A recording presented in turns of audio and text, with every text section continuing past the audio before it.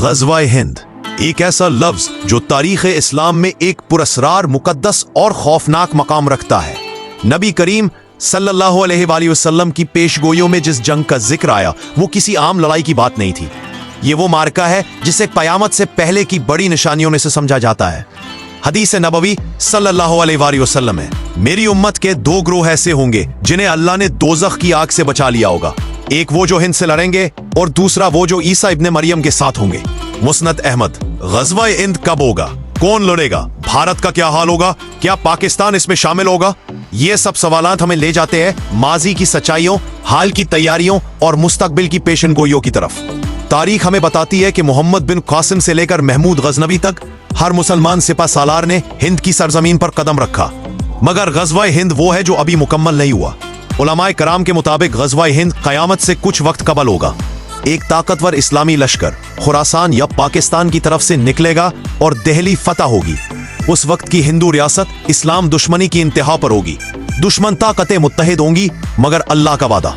एक हदीस के मुताबिक दो गिरोह होंगे मेरे उम्मतियों में, एक जो हिंद पर हमला करेंगे और दूसरे जो ईसा अलैहिस्सलाम के साथ होंगे। नसाई। क्या ये लश्कर पाकिस्तानी फौज होगी? क्या मुजाहिदीन इसमें शामिल होंगे? क्या ये कन्वेंशनल जंग होगी या हाइब्रिड वॉरफेयर?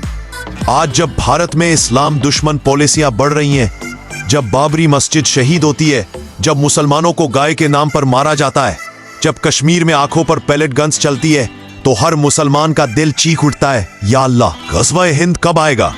मगर ग़ज़वा सिर्फ तलवार की जंग नहीं होती, ये ईमान, कुर्बानी, नियत और सच्चाई की जंग होती है।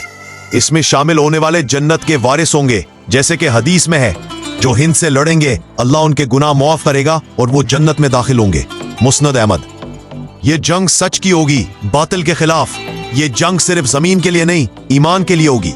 इसमें शिकस्त का मतलब दीन की कमजोरी नहीं, बल्कि नई बेदारी की इब्तिदा होगी।